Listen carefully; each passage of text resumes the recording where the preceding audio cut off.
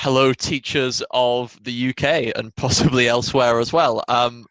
This seems really peculiar. We are a couple of teachers who have been recording podcasts for a few weeks, and we were about to launch our brand new podcast about teaching and pedagogy and new trends in teaching.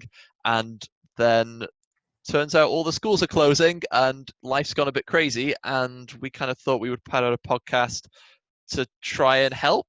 Yeah, we were like, we've got something we could potentially offer here. We could be helpful because, we're not doing anything other than being sat at home, and having a podcast on is a great thing to do. And if that podcast can also help you work out how to teach students when they come back after the Easter holidays, then great. When I say teach, I mean over the internet, which should be interesting. God, yeah. So I guess, first of all, who are we and why the hell are we qualified to say anything about teaching digitally and teaching online? So I'm Sam. I'm in my fourth or fifth year of teaching now. I've taught in state schools, I've taught in private schools, I've taught in independent schools with lots of international students, and at the moment I'm doing a master's in digital education alongside my teaching. So I'm a biologist. I'm a digital education, not expert, but certainly someone who knows a bit about it. So hopefully we can give you some advice that will help you plan for the coming weeks and months. Yeah, I'd like to say, when you say you're not a digital education expert, you know more than the average layman, seeing as how More that than is, the average bear. more than that, seeing as that's the topic of your masters. Yeah, a little bit. Right on the cutting edge of finishing that. My name's James. I'm a physics teacher. Been doing this for going on 7 years. My background is quite heavily. I've sort of worked in state schools and I've worked in private schools the same. And we met working at the same school a little while ago. And I've done quite a lot of stuff pastorally as well. So that's kind of my background. Did 3 years working primarily in a pastoral role in a school, and that was cool. My expertise is probably that, though. I'd like to think of myself as a teacher first and foremost. So yeah, and absolutely. So hopefully, between knowing a bit about the research and knowing a bit about how to teach digitally and a bit about pastoral care, whether you're at home or at school, hopefully we can just give you a whole brain dump of advice, tricks, tips, things that you can begin to employ to kind of adapt, because this is really weird. I mean, we were just talking before we started recording about how mental this is. None of us, I mean, we as teachers, we say we're adaptable, but who last adapted to a pandemic? The teachers of what, 1918 through 1920? Yeah, I'm not this adaptable. I feel like I've got some work to do now. Absolutely. And to some extent, I feel simultaneously, and I wonder if other people feel this as well, I feel simultaneously terrified and really quite excited as well, because it's encouraging me to really look at my practice, get adaptable, get changing, do new stuff, make it the best for the kids that it can be. It's got to be engaging now because they're not forced to be there. I'm quite excited for it in a morbid sort of way. Yeah, it's kind of like, on one hand, loads of people are going to die, but on the other hand, it energizes me in a new way in my profession, which is always nice. God, that kid's going to get some good resources. He's going to get just the best. The question is he going to use them? Well, that's one of the questions we've got to ask. So in terms of, I don't know, formatting this, it's going to be a little bit off the cuff. It's hopefully going to feel a little bit like Apocalypse Radio, I guess. So initially, let's talk surviving the next week or two, because in the next week or two, schools are going to break up for Easter holidays. I imagine most students who are at home will get a couple of weeks break, and the students of key workers, the sons and daughters of key workers, they will still come into school, but I doubt there'll be anything academic on. It'll be more pastoral and entertainment and social. I imagine so. Yeah, so how do you survive the initial weeks of planning an entirely digital curriculum off the back of it?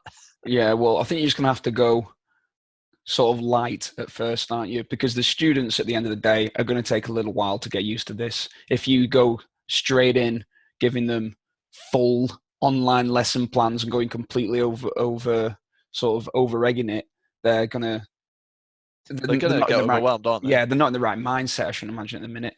Gotcha. So, and you've got to begin to think as well, I suppose. Step one is the student circumstances.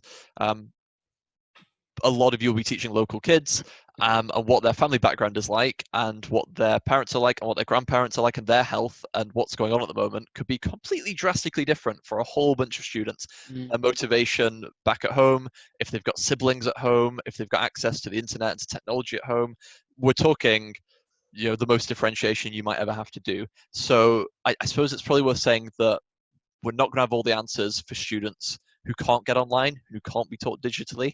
Yeah. But for those of you who are kind of Luddites and you're not familiar with some of the technology and some of the teaching ideas, and your school's expecting you to offer this big digital suite, maybe this is for you. Yeah. So let's talk about like entry level. What is the most basic thing that you could send to a student to help them God, yeah. sort So of I learn? suppose for me, in my head, entry level, the first thing you need to do is have a way to contact the students. Yeah. And to some extent, people will band around all ways of doing it. If your school uses some sort of Moodle or Blackboard or Firefly site, that is one method. If you're on email, that is another. I think if you just establish step one, have I got a way to talk to my class? Have I got a way to talk to my students? For smaller classes, you might use something like Microsoft Teams, but for me, I'd say first and foremost, what I've seen is don't try and adopt a million new technologies all at once Yeah. and half-arse all of them, because it ain't going to work. Find one, ideally one that your school's been using for a while. If you're all on email or all on Firefly or whatever, just use that one. Have a central way to get in touch with everyone. Yeah. I think more complex at this stage does definitely not translate to more good. Yeah. Oh god. Yeah. Yeah. You can put all the bells and whistles on it, but if they can't access just the basic instruction and have a sense of where they're at and what's coming, Yeah. that's quite tough. And as well as that, think about your regular GCSE student, 10, 11 subjects, potentially 10 or 11 different teachers, potentially 10 or 11 different ways of getting in touch at different times. It's got to be kept clean, focused, simple, easy for everyone. Yeah. So Something that I found quite useful as sort of a bog standard, because I work in a department, no offense if you're listening, department that's sort of more advanced into their teaching career. Um, so more some of the, seasoned. yeah, more seasoned and more experienced is the way I'm going to put it. Sorry for listening, guys. But what I found is useful to give to them is a bog standard Word document with instructions on it and hyperlinks in the Word document so the students can open that Word document when it's sent to them, follow the hyperlinks. You can attach worksheets to an email. And that is, I found, sort of the absolute bedrock. Like you almost can't get more simple than that in a way that students are going to pick it up. Because the way I see it is everybody, if you're a teacher in 2020, you can use Microsoft Word, I think. Mm. Oh, gotcha. And I suppose the extension to Word is like, if your school has that Office 365 package, if you have Words and PowerPoints and things like that, if you use them, if your kids use them, that's just straight off the bat is perfect. You've got a way to get in touch with them, and you've got a way to give them resources. Now, it might not be the best resources the world's ever seen because you weren't prepared for this 2 or 3 days ago, just like none of us were, and you've got to get prepared, but it's better than nothing, and it's a nice, easy introduction. Yeah, it's pretty vanilla, but it'll do the job at the end of the day. Absolutely. If you Absolutely. really want to, you can put a nice little font on it and make it feel a little bit less severe. But when push comes to shove, that will get the job done. If you don't want to go any further, it'll still work. Gotcha. I'd say as well, if we're still in the early stages, step one, find a way to get in touch with students. Yeah, Step two, find a way to distribute the work to them. If you can get in touch with them via email, you can add an attachment via email. If you're on Firefly or Moodle or something like that, or a Blackboard site, you can upload files to that if that's what you're accustomed to. So, get in touch with them, have a way to distribute resources to them. Those are the big two. And I would say as well that a decision needs to be made, and this might be over your head or it might not be, about how synchronized the work's going to be. yeah, So if you're a regular state school and you've got local kids coming in, you're all on the same schedule, the same time zone. You could set work day to day for each of the subjects and stick to the regular timetable, and that could work just fine for you. You can synchronize the whole thing digitally. Having said that, if you have just had a lot of international students, if they've had to go home, if they're the sons and daughters of key workers and they can't work to the same schedule necessarily, you're going to have to think about how to offer this asynchronously. So what activities can you offer and what resources can you offer that they can get on and kind of organize their own time? Are they equipped to organize their own time in that way? yeah. I think in a way this will teach them a new and important skill as well in setting aside distractions for a period of time every day and doing some work. And Gotcha. is it going to be as effective as they would have been at school? Arguably not. On one hand, they are at home on their own pretty much, so the friends aren't going to be there to distract them. But on the other hand, most of them have many other means of distraction at home. Gotcha. If anything, I would say the source of a lot of distraction will be in all of their bedrooms, in all of their homes, and on Yeah, all of their TVs and devices and all the rest of it. yeah. How many of them will say, "Yeah, I can work with Netflix open"? Absolutely, yeah. I can play Xbox Yeah, it's fine. I'll just do answer a my question every homework. time I die, and then before long, I'll have it done. In that case, I know some students will get it done pretty quick. Yeah, yeah. Students, if you listen to this, that is a terrible idea. We are joking. For the Yeah, love of please God. do not do that. So yeah, get in touch with them, be able to distribute work to them. That is going to get you through these initial few days while you just get your head back on straight. I mean, I know that this week I've had some homework that I've set for them. I've got in touch with all of them just to send a message to say have it done by Friday, Saturday time. I'll check it over the weekend. I'll be back in touch Monday. See your family, get used to being at home. There's little things that they can be doing. I'd be advising students, set up your workspace at home. Don't just switch off and go into holiday mode. Yeah, Set up, whether it's a desk in your bedroom or whether you're setting up the kitchen table or whether you're charging all your devices down there or setting up a second monitor or just getting all your books in that place. Just have your own dedicated workspace because you might not have that at home. Carve yeah, out that bit of home to say, this is a physical space of learning because we kind of do that for you at school and you might not have that yet at home, but it really does help you get kind of in the mindset. yeah. And if you're in a home where it's quite crowded or what have you, you got brothers and sisters. This is a period of time when this needs to come first. Gotcha. At the And, end and of the and you day. think as well, you got brothers and sisters, there's 3, 4, 5 of you, you're all 10, 11, 12, 14, 15, 16 years old. If you've only got one family computer or a couple of devices, a tablet and a phone or whatever, how are you going to factor that in? How Yeah, are you gonna print off the work as it's sent out in the morning so you can do it on paper? Are you going to share the devices through the day? Or some people's schools saying do it synchronously and other people's are saying asynchronous, do it when you want? There's going to have to be a bit of organization and a bit of communication about that as well, I think. yeah. I think asynchronously is probably the way I'll go, just Mm. personally, because what I'll probably do is send them a week's worth of work and say this will be during this time next week. Yeah, and there's pros and cons to that. I mean, Yeah, I'll say what I'm going to do. I'm going to set work. If I see them that day, I'll set work in the morning, yeah, and I'll expect within 24 to 48 hours it'll be done, and I can check and make sure it's done. For homeworks and things, they'll still have the whole week like they normally do, and maybe so it'll be largely asynchronous in the sense they can do it whenever they want in that day or two. But I'll still be spacing out, so I'm not dumping weeks and weeks and weeks of work on them. yeah, And what I'm going to try and do is get in touch with my students in a synchronized event as well, which we'll talk about soon. Um, Probably maybe once a week, yeah, just at a time when we might normally have a lesson where we can check in and say, how are we all getting on? This is what I want you to do this week. This is when the work's coming. So a mix of synchronous and asynchronous, a kind of halfway house can be quite effective as well. Mm, I think it's going to be a little bit different for you than it is for me because your students are less international, You, whereas I've yeah, I mean, we've slightly. got God a third of the school, whereas I think you've got like 60% of the school. Yeah, yeah. So time zones and things, that's just not going to be a workable a workable solution for us. Yeah, and that's the thing. If you've got students who have gone off to different time zones for any reason, or they've got family in other countries and they've had to go over there for whatever reason, if you try to synchronize it, if you distribute work at 2, 3 in the afternoon, they're not getting that until 6, 7, 8, 9, 10 o'clock at night, perhaps, and then thinking they've got to get it done for the next day. Yeah, So you've got to kind of know your kids, and that's where teachers come into their own. There's you've got to know your students, and yeah, by and large, we tend to know them pretty well. yeah, Um, so as long as you're clear and you're consistent with your communication, I think you're going to be good. It's going to be okay. It's going to be crazy and it's going to be weird. And it's going to feel distant, but that's kind of what's coming up, I suppose.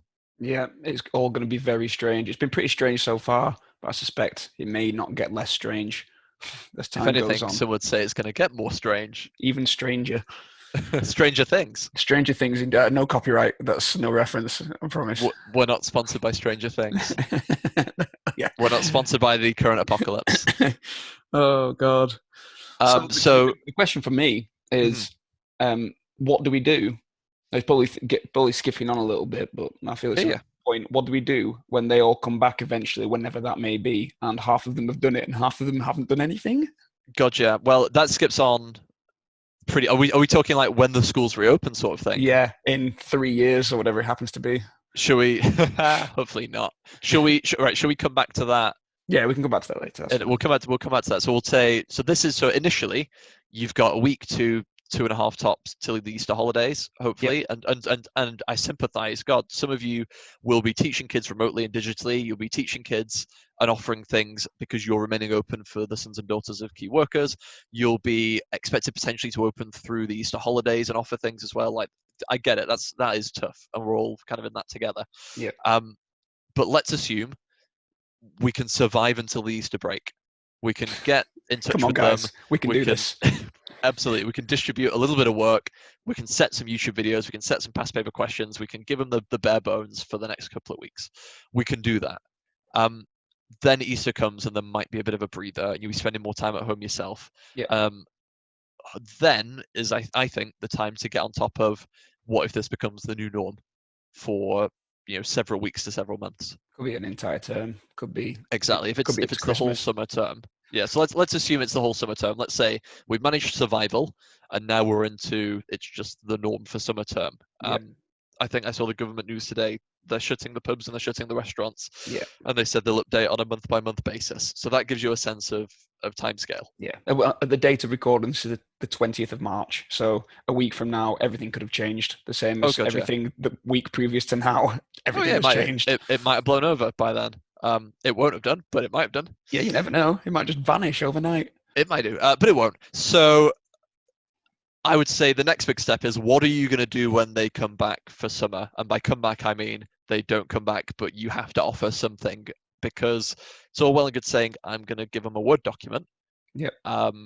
But it gets pretty dry pretty fast, and they'll get pretty bored pretty fast. Yep. So that hopefully we can get a bit more creative and show a bit more passion for our subjects than just doing that.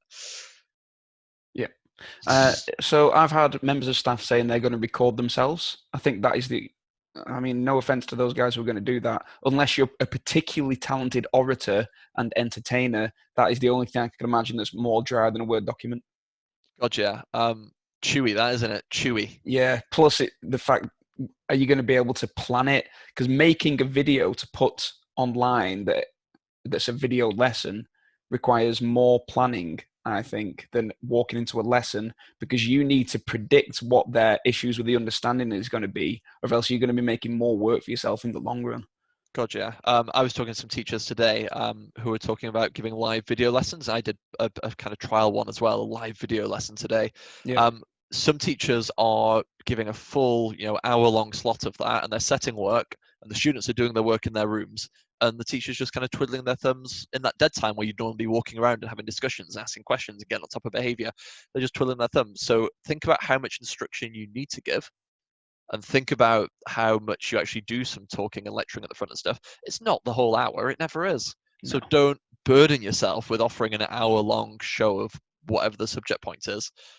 You absolutely don't need to do that necessarily. And I think the amount of support and explanation depends on the subject and level of study as well. So, for example, if you're trying to send work home to primary school students, it may be that their parents can help them quite a lot.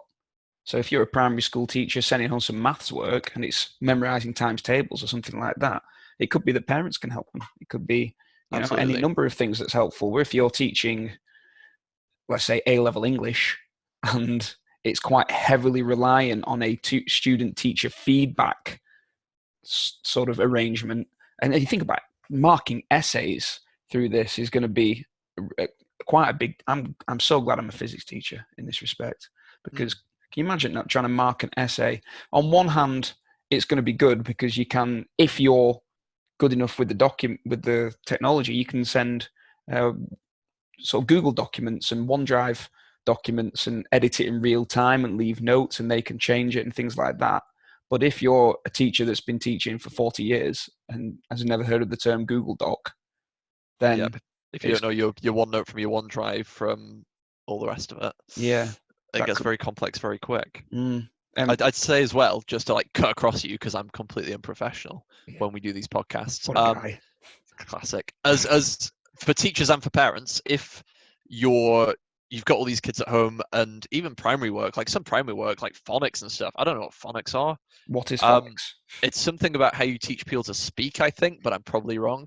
Um, like if that daunts you, or you have no idea how to timetable this, and if it's way too much, I would say if you jump on Facebook, there's actually loads of teachers volunteering their services. There's loads of support groups for parents set up, full of teachers who are saying, "I'm an art teacher, just get in touch with me. I'm an English teacher, just get in touch with me."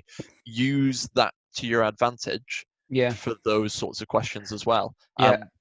And by the way, if you're a teacher who's one of these people that's putting his stuff and you want to send it to us to maybe promote to a not that wide yet, but potentially wider audience, do it. We will share it. If it's good stuff, it's going live, so to speak. Yeah, absolutely. Yeah. The more you can get the word out about good resources, good ideas, ways to make this work, the better. And I think there's a danger of having an information dump where there's just too much dropped on everyone all at once, which is kind of how it feels. So I guess the point of this hour-ish podcast is just to say, this is what you need to do to survive and to get to a point where you can be, you got some tools in your arsenal.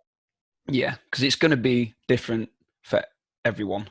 After we can do Google documents and we can do Word documents. Sorry, until Easter. Survive, get to that. When you come back, it is going to differentiate vastly by students. It's going to be different for teachers of different subjects. I mean, if you're a maths teacher, you're going to go, my maths, perfect. This is exactly what it was designed. Well, not exactly what it was designed for, but it's good for this situation. We have easy education at our school, which is, again, really good setup. But it might not necessarily be the case that that works for every subject. That wouldn't work for, again, English, for example. Yeah, that's a tough one, isn't it? Like if you're learning a language, Duolingo, install that app, off you go, happy Yeah. days. Well, that's good for Give you some vocab, practice but it every doesn't teach day. any grammar, does it? Well, exactly. Or for instance, English, like you said, if you need that constant feedback, if it's a discussion-based subject, if it's all about it's quite subjective, and you don't have that opportunity for discussions, then you're gonna struggle. So we need to Yeah. think about some ways that you can do that. So coming back, I mean, I don't know. Should we just go through some things that you could potentially use with students if you've got access to them? Yeah. Yeah. Okay. So speaking as a maths and physics teacher, my math is amazing. A free resource that you can use online is Seneca, that I had never heard of until all this started, and I've not had much chance to use it yet. I've been in survival mode, same as everyone else, but it looks like it could be a complete lifesaver. It's Mm. totally free, amazing resource, really, really good. And that's kind of like a my maths sort of easy education sort of platform as well that I'd works agree really with well. that definitely, and I would say as well for teachers, if you want to keep students engaged with online sort of stuff, if you've not heard of Kahoot, I don't know where you've been, but Kahoot is one to go for, or Quizlet and Quizlet Live and things like that. Mm, Kahoot and Quizlet are both quizzing apps. yep. They're completely free. There's hundreds of thousands of flashcards and quizzes and multiple choice tests and things on there that you can jump on and access and vet and edit and pick and choose the ones you like. And like I say, completely free. You can email links to students with between 10 and 11. If you click this link, you will get this test on, I don't know, pollination if you're a biology teacher, Yeah. or And you in know fact, they've recently, sorry to cut across you, my turn to no, be go for it. unprofessional. The Kahoot have recently set up a thing, it's quite a new change where they've set up a challenge mode. Mm. So you don't have to be on it at the same time, though if you can do that, it's definitely the funnest way. But you can do it at home in your own time, where your times and scores are measured against other people as they did it in real time as well. Mm. And the teacher gets all that data as well, don't they? They get the Mm, report of right answers, wrong answers, correct. percentage of who did well. Yep. And you can do it asynchronously. You can just set it up and say, if you log in between this hour and this hour, or whatever, it'll be running all that time. Log in, click the link, have a go at the test. Easy data capture, completely free. All you have to do is ping them a link. Like if you just spend the Easter holidays, go on Kahoot, have a play. You can't go far wrong. Yeah. Plus, students don't find that too crunchy. It's not Yeah, that dry. absolutely. They, if anything, they take to it like ducks to water. They absolutely love that sort of thing. As soon as you get Um, Kahoot out in a standard lesson, it's like sweet. The kids love it. Oh, they do, absolutely. And if it's going to record your data for you and make your job easier, then why not? All Yeah. the better. I'm trying to think of other things we're using. I'm using a lot of OneNote at the moment. I know a lot of teachers, if your school has the Office 365 kind of package, then you will have something like OneNote. And you might even have a class notebook. I think more and more and more places are definitely adopting that sort of thing. Um, great way to distribute work, great way to distribute planned lessons and resources, and just all sorts of media are supported, whether it's videos or web comics, or it's text, or it's recording audio, whatever it is that you want to put up there, you can put up there. So I would have a look at class notebooks as well, and add your students' email addresses to those, assuming they've got like school email addresses. That's something else to familiarize yourself with and have a play with. For me, I'm going to be emailing them to say this is where the work is, and just all the work's going to be through OneNote, and it'll all sync. I can mark on there, and they can receive the marking. If you don't have a tablet and you still want to mark, you can record all of your audio as well, so you can just give them audio feedback. That takes no time at all, and it's quite nice as well with them away to actually hear a familiar voice and to know that you are still, caring about their education. Yeah, there's a member of staff at my school, and if you're listening, you know who you are, who has set up a system. I don't know what it's called. I'll try and find it and post a link in the description. But where she can record her feedback and then send the students just a little QR code, and then when they scan that, it automatically loads up her verbal feedback, and they can listen to it sort of as often as they like. That's awesome. So I mean, things like OneNote you can record in, but if you don't have access to that, then something where you can just record, that will generate a QR code and you can just ping it out by email. Yeah. Perfect, fantastic, absolutely great. Well. You can get really, yeah, absolutely. So having a way to get in touch that's better than a Word document, things like OneNote work really well. If you've got any sort of learning management system at your school, you might have shunned it for years and years and years, but now's the time to kind of take advantage of it a little bit, I reckon. Yeah, because it'd be something that you don't need necessarily in your day-to-day practice, but at times like this, if you can get used to it and start using it, then it'll be really good. But I think then the next question is, even if you can get into it and start using it, will the students be able to match it? If they've never seen OneNote, and there's every chance they've not, will they be able to use it straight off?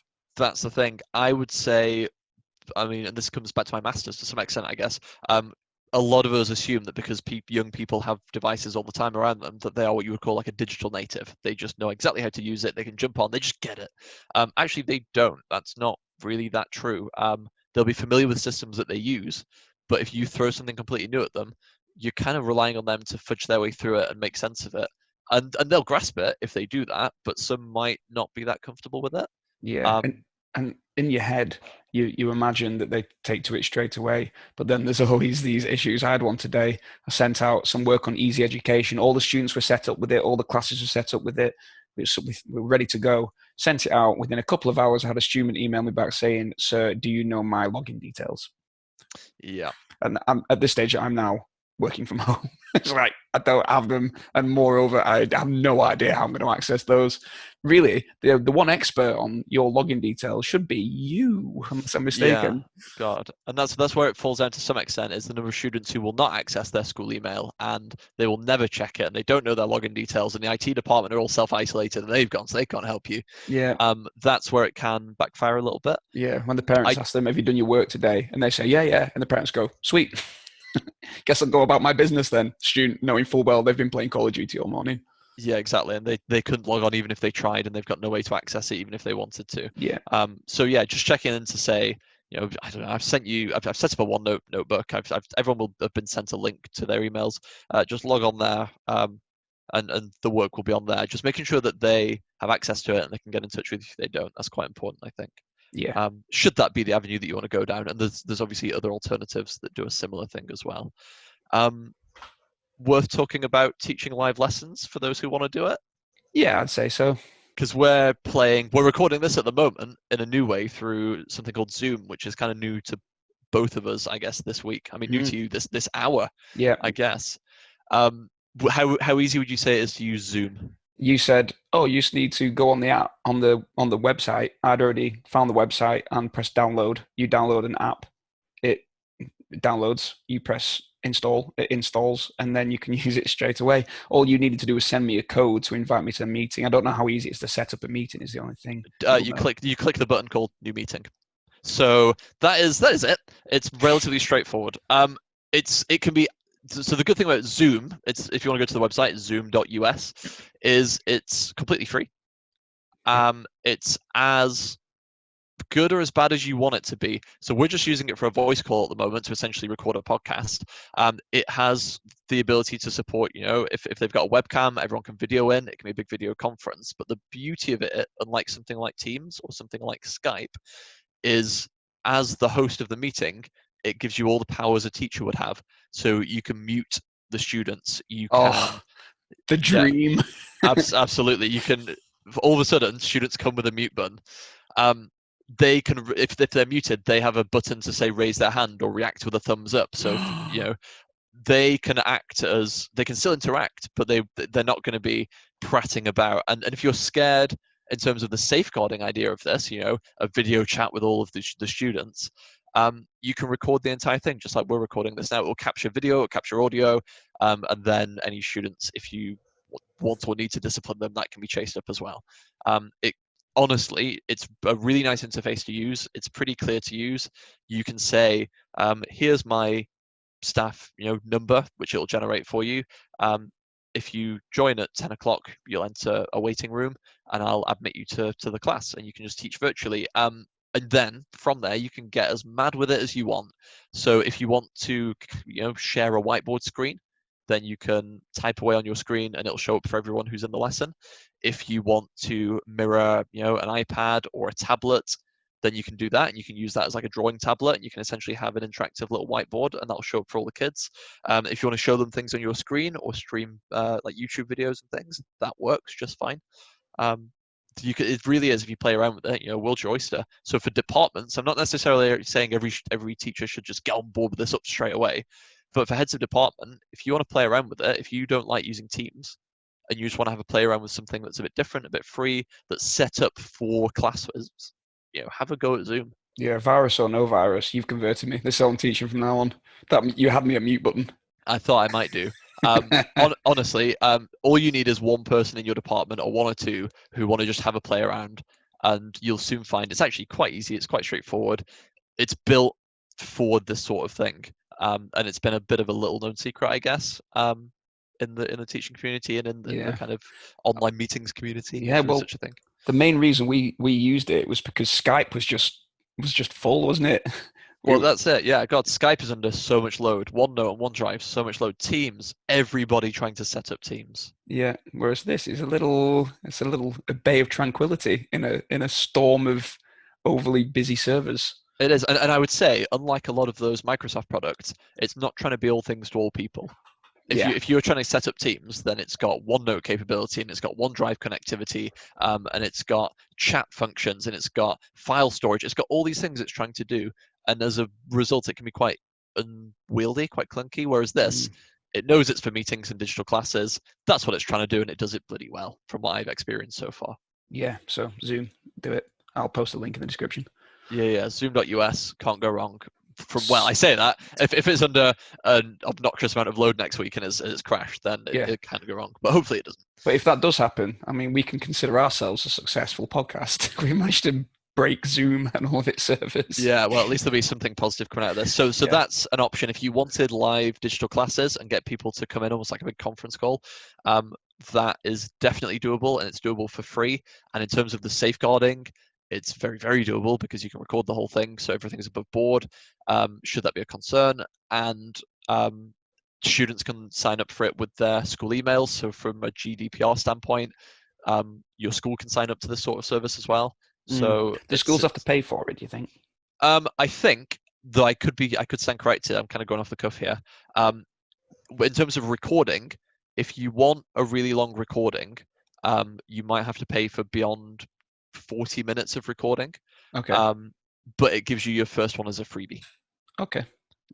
So for instance, you're recording this and you've just made an account. So if this will run over 40 minutes, it should say, tut, you shouldn't have done that, but you can have this one for free. Yeah. If I was recording it, my school's got a little, some of us have managed to sneak on to getting a nice kind of subscription for it. I can record for days and days and it's fine. Yeah. So I'm just looking online, and I think it's free for like personal meetings, but 40 minutes limit on group meetings is what it's saying. Okay, yeah. So this, I guess, is the example of a personal meeting for 2 people, so we can do what we want. For a big group meeting with a lot of people, 40 minutes. But to be honest, this is what I was saying about don't burden yourself with policing them for a full hour. Yeah. If you do, on average, in your hour's lesson, 15 to 20 minutes of chalk and talk, explaining stuff, standing at the front, just do that. Do your Yeah. 20 minutes. It's still going to be completely free, and then get on out of there. Yeah. It doesn't take long to say, here's the work for the day, here's how it's been distributed, big check-in, how are we doing, guys and girls? All right, I'll just show you this because it's a bit of a tricky thing you might want to consider. All right, I'm hanging up now. And unlike things like Teams and Skype, when you hang up, you end the meeting for everyone. There's Yeah. not going to be any bullying. There's not going to be any, the teacher's gone, now we can do what we want sort of stuff. We're all in a big group call together. You can cut it dead. So it's got big perks. Yeah. Sounds good. Okay. So So I'd recommend that. we've covered Zoom. God, yeah. And I suppose in terms of technology, between the likes of Seneca, between the likes of Kahoot and Quizlet for quizzing, things like Zoom, or potentially Teams if you really wanted, with smaller classes, maybe like A-level students, that sort of thing for live lessons certainly works fine. Email your kids, get in touch with them through your school's learning management system, whatever that may be. I would say the other thing we should probably talk about is like, what sorts of activities should you be planning for kids? It's all well Yeah. and good saying, put them in a Word document, but like, what translates well in terms of just the pedagogy? What have we been doing for years that would now translate well at home, regardless of technology? Yeah. I'm gonna forever flog the horse that is spaced practice.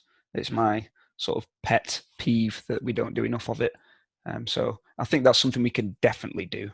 Definitely send them little like activities, little question banks, 15-minute questions, let's say, that just covers a range of different things. Recently, I sort of admitted to nerding out too much to you, didn't I? Yeah, haven't you built some obnoxious spreadsheet for space practice? Yeah, I used the Fibonacci series to work out the best way to space practice. Are we assuming that the Fibonacci sequence is the best way to space It's practice? something I'm certainly going to try. Yeah, I mean, what have you got to lose by trying? Exactly. So for me, certainly from next week onwards, a lot of the work that I'm trying to set, um, if they can get in touch with each other, group Mm-hmm. work, and if they've got technology to hand, it's just got to be for me. It's got to be fun.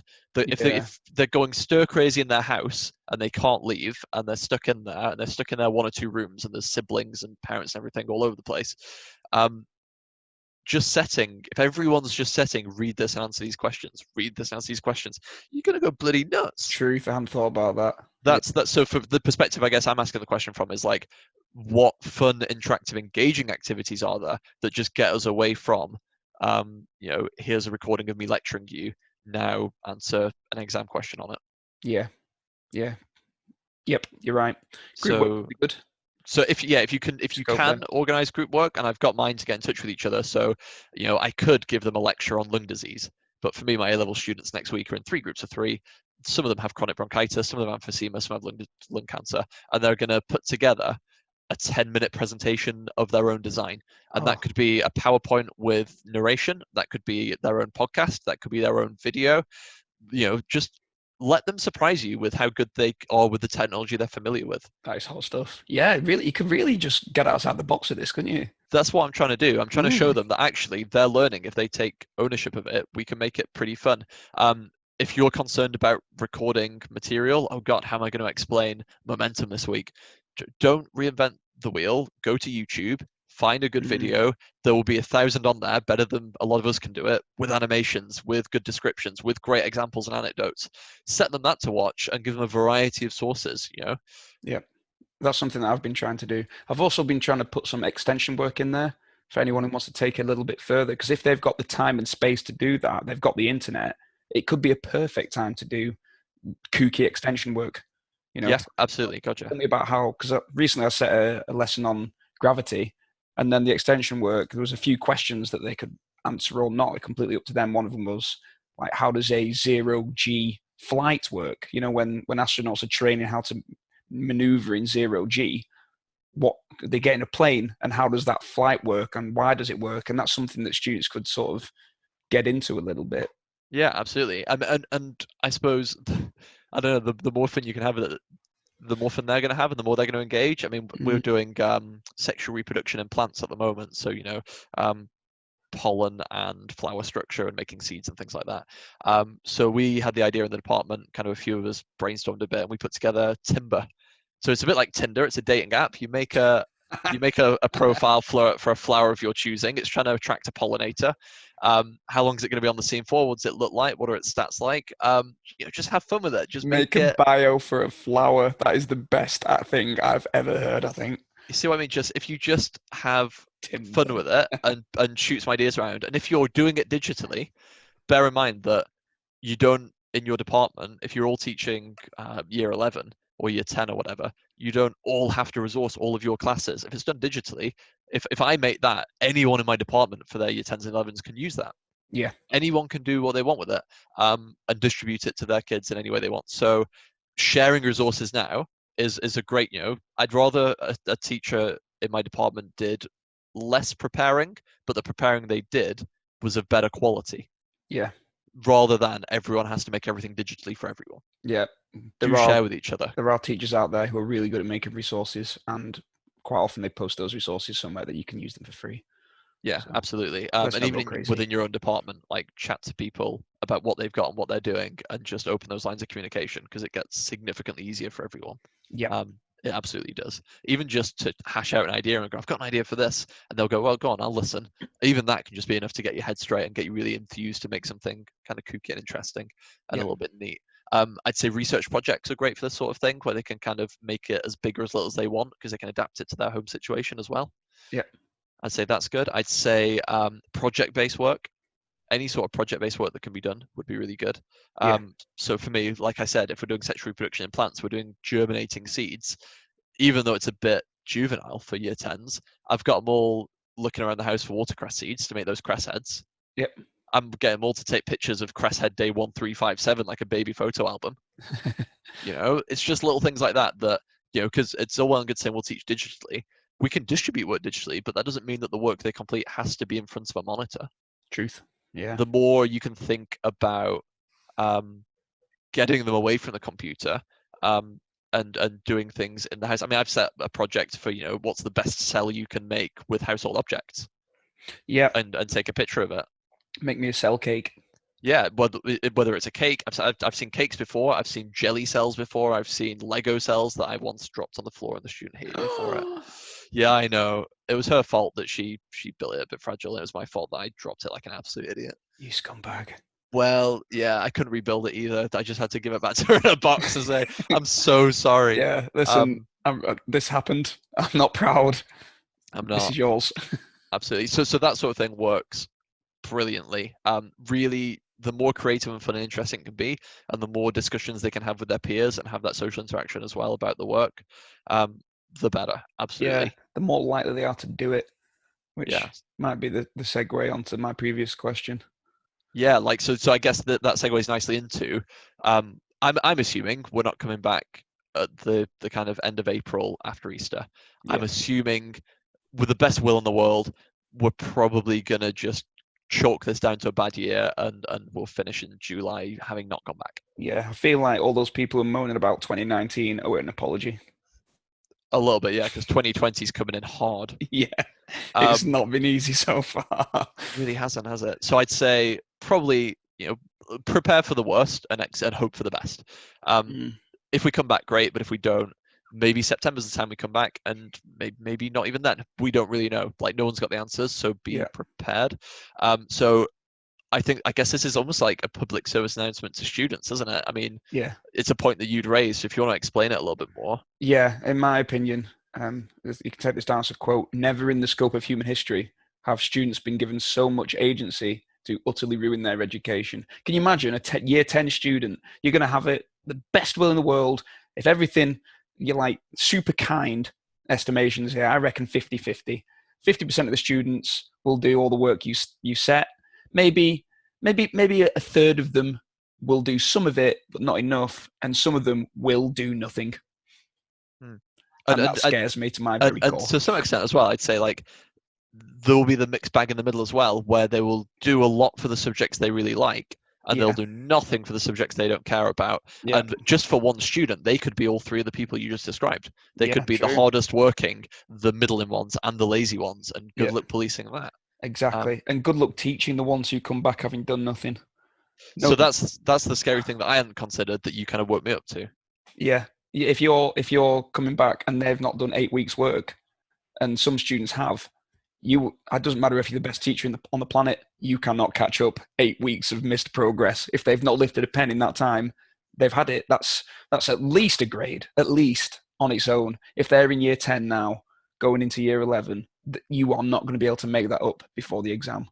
Yeah, and that's the thing. While it feels chaotic and school's off now, for year 10 students and for year 12 students, yes, it's gone for now, but it's coming back. And to some extent, if everyone has a great year for exams, they make the exam grade boundaries a bit higher. And if everyone has a really, really bad year, they make it a bit nicer for everyone. But this is your chance to decide your own level of involvement. And if you work your backside off, and you're up against students who haven't bothered, you're going to fly and you're going to soar. But vice versa, if you're that student who's done absolutely nothing, it's not like everyone's doing nothing. You're going to come back to this playing field where some people have just left you behind, and you will not be able to catch up. So I don't know that how much of that is a problem for teachers, but I think it's just a fair public service announcement for students and for exam year students especially, and for parents. The more they do, the better position they're in. Yeah, there is this sort of vibe of goodwill at the minute where teachers are being we're all supporting one another, and teachers are saying, yeah, I'll help students, and, we could care for the NHS, key workers, staff, and all that business. But I bet when results day comes round for the current year 10s, the end of next year, that goodwill vibe will probably have evaporated to a large extent, and teachers will be judged for their exam results just the same as every other year. Potentially, yeah. That'll be the year that got away, potentially, or a real mixed bag sort of year. It's going to be all over the shop. It's going to be really. Is. And then you start thinking about what's going to happen with the current year 11s, because we found out today, it was announced today, wasn't it, that they're going to be taking their predicted grades. Yeah, we'll be kind of looking at the past data. We'll be looking at predicted grades. We'll be looking at performance, and we'll be generating a grade to award them. And if they want, I guess they can do their exams next year. So for some of them, that'll be a bit of a wake-up call of, oh God, I should have worked harder. This looks really bad. I was going to cram and now I can't. It's a bit late for a wake-up call. It's not really a wake-up call. It's just immediate and a stunning regret. Well, yeah, that as well, I guess. Yeah, I don't really have an answer for that. Yeah. And then you're thinking about, which school is going to be the first one to break rank and go, yeah, no, all my students were predicted a 9. Well, I wonder, I mean, maybe this is a topic for a different podcast, but I wonder if they'll actually be able to get away with that. And I think exam boards might look at their previous data to keep them in line. Otherwise, it'll be 9s across the board. Now's a good time to not be in charge of an exam board. Oh God, yeah. Now's the time to not go anywhere near being in charge of an exam board. Yeah. Or a pub, by the sound of it, or a restaurant. Yeah, pubs and restaurants are off limits. Pretty soon, I'm pretty sure there's going to be police in the street, so that'll be fun. Well, they've done that for other countries. So France have got that big time at the minute, haven't they? Yeah, France, I think Spain potentially as well. So to not get off topic too much, I think it's worth saying, if and when we come back, hopefully in September, as like a best case prediction, hopefully sooner, but you never know. Yeah. The students are going to find it weird because they've had to adapt as a knee-jerk thing to being taught remotely. And then, what it's like to be out of education for a while, to go from one mode of education to another and come right back into the classroom. It's going to be weird going back. It is. And if people are at completely different points from where they were when we left them, that's going to be, I think that's probably the topic for another podcast, but that's going to be the upcoming challenge in the months and the years to come. Yeah. You want to know weird? I'll give you weird. I've just finished my last day of teaching at my current school, and I was supposed to be starting at a new school in the summer term. What the hell's going to happen there? I'm going to be teaching students remotely who I've never met. Oh, I'm in the same boat. I mean, we've got, for our year 9s, they have a bit of a rotation. So they have different teachers every term for their different sciences. So I'm about to get 2 year 9 sets. I'm about 50, 60 kids or whatever, who I've never taught, I've never met. They don't know me, I don't know them. I do a lot digitally because it's what my master's is in. So I'm au fait with this. This is absolutely fine. But getting them up to speed on the way that I function and work is going to be mental. Yeah, this is all crazy. What's happened? It's all gone wrong. It has. I mean, sometimes I joke when I'm teaching food security or when I'm teaching the size of the population stuff that we're overdue for a bit of a pandemic, but it's always tongue in cheek. Yeah, you didn't think it'd actually happen, you doomsday. Well, I mean, I thought it happened, but I didn't think it would happen now and like this. But Yeah, obviously, these things come out of nowhere, don't they? I yeah. mean, And the scariest what's thing the point? is, this one isn't even that bad. Well, it could. Yeah. So oh God, Yeah, it isn't. Yeah, It well, that's a topic for a different podcast made by some other people, I suspect. Yes, definitely. Potentially will link to some virology podcasts where they can talk about pandemics and how the virus works and how Yeah, potentially bad these things could be. So we're not trying to panic anyone. We're not trying to alarm anyone. yeah, The aim is definitely just say survive the next 2 weeks, get in touch with your students, and set up a way of distributing some work to them, even if it has to be rudimentary. And if you're a tech whiz, help out the people in your department. Absolutely. yeah, If you're a parent or a student and you're stuck and you need help, get in touch with your teachers absolutely, and check out Facebook groups where people are offering their services to help as well for free. yeah, And then when or if this continues post Easter, start to think about things like Seneca and Kahoot and OneNote and Zoom. And I tell you what, this is annoyed.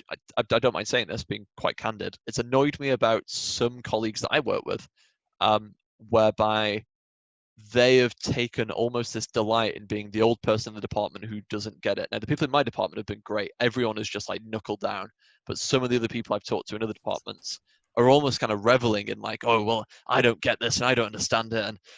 Some other younger person in the department is going to do it for me. And they're really kind of bragging about not getting it.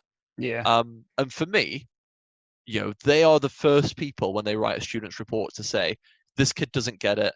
They won't try hard. They're not applying themselves. They can't do it. Um, they need to try harder. And how hypocritical of yeah, those older colleagues, potentially, or just the ones who just aren't that digital, to be faced with a new challenge, to be put out of their comfort zone, which is what we try to do to students basically every lesson, to introduce new things they've never seen. How dare they take that stance and that approach of I won't do it? It's fine to be scared and it's fine to be worried, but I feel like you can't just bury your head in the sand. What we yeah, expect of students, I think we have to hold ourselves to that same standard. yeah. And then what chances are, if you're one of those members of staff and you listen to this, you'll probably be like, "Whoa, I just Yeah, held a mirror up to my soul, so to and and speak." and tell you what, to some extent, you need to hear it because your heart might be in the best place, and you might be scared, and you might project in the sense of I don't have to worry about that. I've never had to.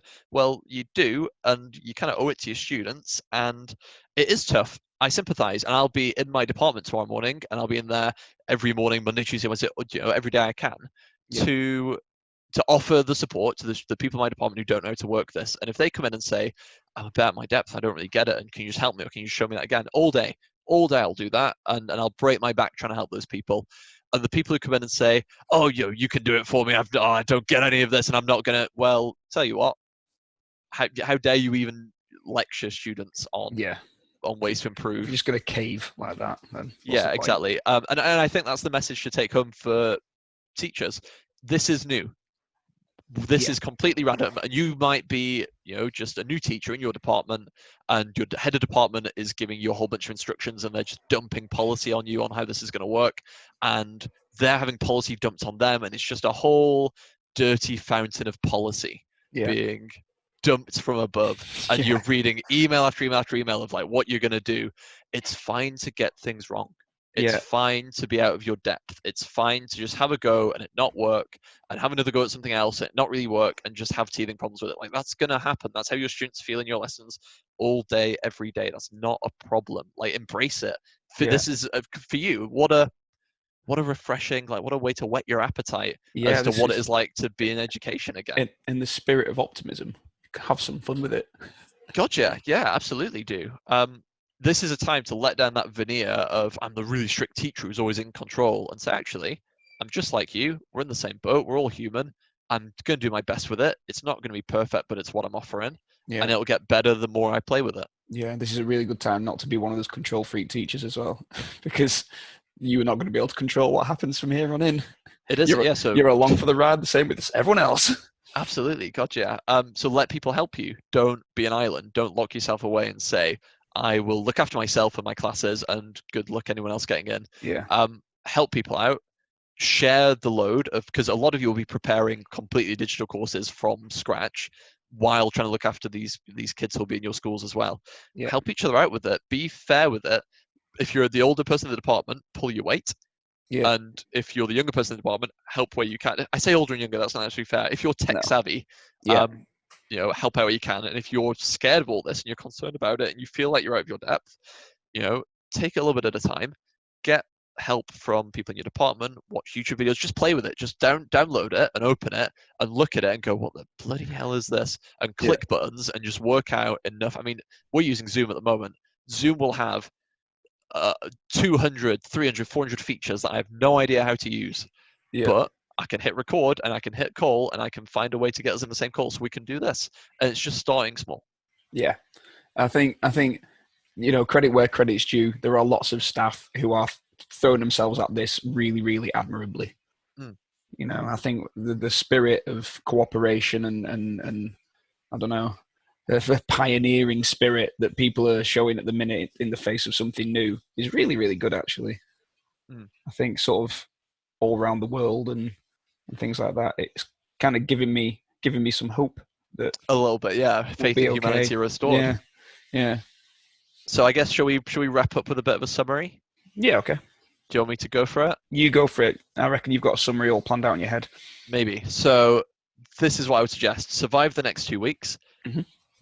I'd say when it comes to after April and after Easter, my advice would be get familiar with a few of the pieces of technology that you want to use. Do not burden yourself with everything, and we'll try and leave some links to the Kahoots and the Senecas and the OneNotes and all the rest of it. We'll leave the links that you'll need under this post, so just have a play around with what is comfortable to you. And I would say don't be afraid to have fun with your resources. This is your chance to reinvent and get away from the stock PowerPoint and the stock lecture. Your students will be going stir crazy, locked away in their houses for weeks and weeks and months. So have fun with it, encourage them to have fun, and try and think outside of the box with your resources as much as you can. I'd say keep in touch with them as much as possible. And as long as you've got the way to distribute and mark work, and you've got the way to communicate with them as a class, that's a great first place to be. Yeah. I think as well, if anyone's got anything cool, and this is something that we'll revisit in lots of our episodes, if you've got some cool stuff, please send it to us. I love cool stuff. God, yeah. I suppose we should probably end by saying, we, just like we said at the start, we have some podcasts recorded on all the teaching standards, and we were going to have a whole teaching standards trainee teacher course and then start talking pedagogy and research and resources and lesson activities and ideas and stuff. But we've put this out as a one-off. So eventually we'll have a website and you'll find us at Teaching to the Converted, I think we're calling it. Yeah. So you'll be able to find us there, and it'd be great if you come along, and we'll try and offer more digital stuff if everyone's still locked down. Yeah. If we can as well. So we're definitely on board for that. So look out for that sort of stuff too. The good news, if you like this podcast, there will be lots more of them to follow. Yeah, gotcha. And speaking of liking, I imagine we're just going to whack this on Facebook as a free, use it and be reassured and know that we're all in the same boat and people have a bit of an idea of what we're doing here. Feel free to like it, share it, send it to people who you think might find some value in it. There will be heads of department freaking out about what the hell they're meant to be doing for their staff. There'll be policymakers, these higher ups at school who've never touched this technology before, and they've taught 13, 14, 50 years, and they're writing policy for this sort of stuff. And they're like, should it be synchronous? Should it be asynchronous? What are we doing? If they want to get in touch, they can get in touch. If they want to just listen to this and be reassured that there's no right or wrong answer, as long as you're consistent and transparent with your staff, that'll be fine. I think there'll be a lot of good research that comes out of this. Yeah, it's a good opportunity. For those no one's got the right answer, and because we're doing this reactively, not proactively, it's not going to be perfect, and as good as it can be is kind of best we can good enough. Yeah, absolutely. Yeah. So hopefully we'll see you for the podcast. If not, and this is a one-off, hopefully it's reassured you a little bit if you're freaking out, and it's giving you some ideas and giving you a bit of direction in what is a scary digital landscape for some of you. Yeah. Thanks, folks. Cheers. Thanks very much. Catch you later. Bye-bye.